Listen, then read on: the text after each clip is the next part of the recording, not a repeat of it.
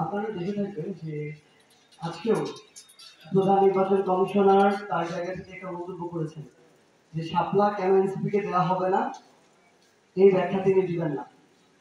আসলে তাদের কাছে কোনো ব্যাখ্যা নাই, তাদের কাছে কোনো আইনগত যৌক্তিক কোনো উত্তর নাই।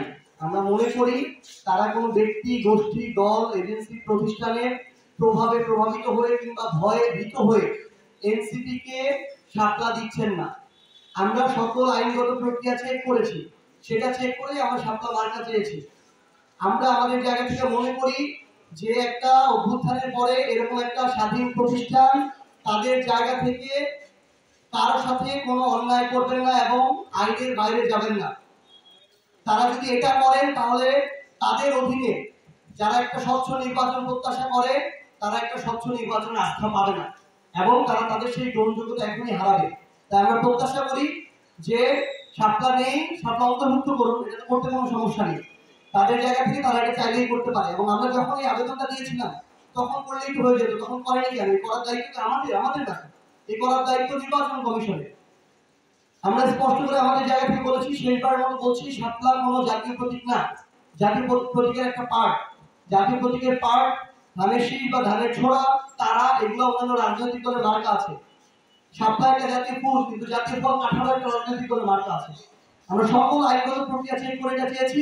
আমরা বিশ্বাস করি যে এনসিপি কে শাপলাই মার্কা দেওয়া হবে, আমরা শাপলা মার্কা নিয়ে আগামী নির্বাচনে অংশ নেব। সেটা যদি আমাদের দেয়া না হয়, যে কোনো অন্যায়ের বিরুদ্ধে রাজপথের সমাধান, আমরা রাজপথের সমাধান খুঁজে নেব। আমরা জাতীয় নাগরিক পার্টি এনসিপি আমাদের জায়গা থেকে মনে করি আমরা আগামী নির্বাচনে অংশ নেওয়ার জন্য হোক আর রাজনৈতিক দল হিসেবে আমাদের ভিত্তিটাকে, গোড়াটাকে শক্তিশালী করার জন্যই হোক না কেন, আমাদের সবার আগে দরকার সংগঠনটাকে শক্তিশালী করা।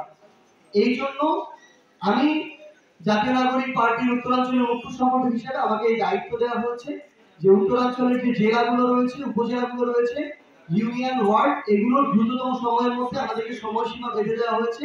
আমাদের সাংগঠনিক আহ্বায়ক কমিটি করতে হবে।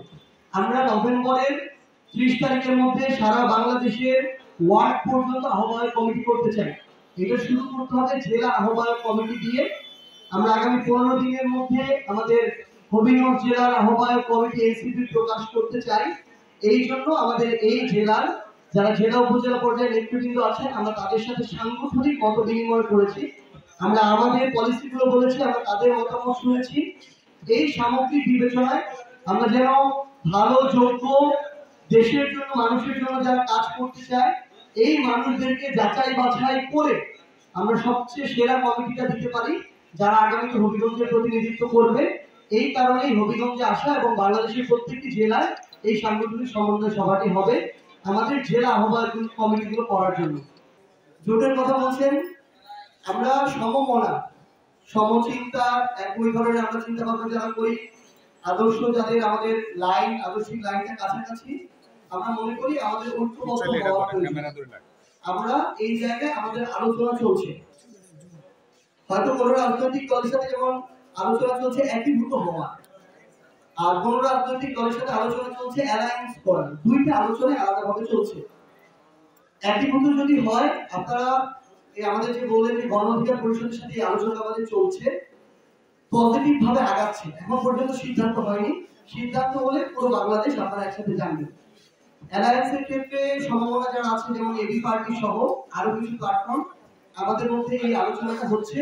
আমরা মনে করি নির্বাচনকে কেন্দ্র করে তরুণ প্রজন্মের শক্তিদের ঐক্যবদ্ধ হওয়া প্রয়োজন এবং জনগণ এটা চায়। এই জন্য আমরা ওই প্রক্রিয়াটার দিকে যাচ্ছি। এটা নির্বাচন কেন্দ্রিক অ্যালায়েন্স হতে পারে এবং সময় নির্ধারণ করবে যে এটা কোন দিকে যাবে। এখনই সিদ্ধান্ত জানানো সমীচীন নয়। তো সেই জায়গা থেকে আমাদের এই অ্যালায়েন্স কিংবা একীভূত হওয়ার যে আলোচনা, এটা পজিটিভলি আরো সামনের দিকে আগাবে। আমরা মনে করি আমরা এটার মধ্যে দিয়ে জনগণের আকাঙ্ক্ষাটা পূরণ করতে পারবো। লাস্ট প্রশ্ন ছিল জুলাই কেন্দ্রিক। প্রত্যেকটা জেলা উপজেলায় মামলা বাণিজ্য হচ্ছে, শহীদ পরিবার, আহত যোদ্ধাদেরকে ব্যবহার করে, এবং কিছু কিছু ক্ষেত্রে তাদের মধ্যে অনেকেরা জড়িয়ে পড়েছে। এটা হচ্ছে তিক্ত সত্য। আমরা স্পষ্ট করে একটা জিনিস প্রশাসনকে আহ্বান জানাই, সরকারকে আহ্বান জানাই, বিভিন্ন রাজনৈতিক দলের নেতৃবৃন্দের সরাসরি মদতে এই মামলা বাণিজ্যটা হচ্ছে।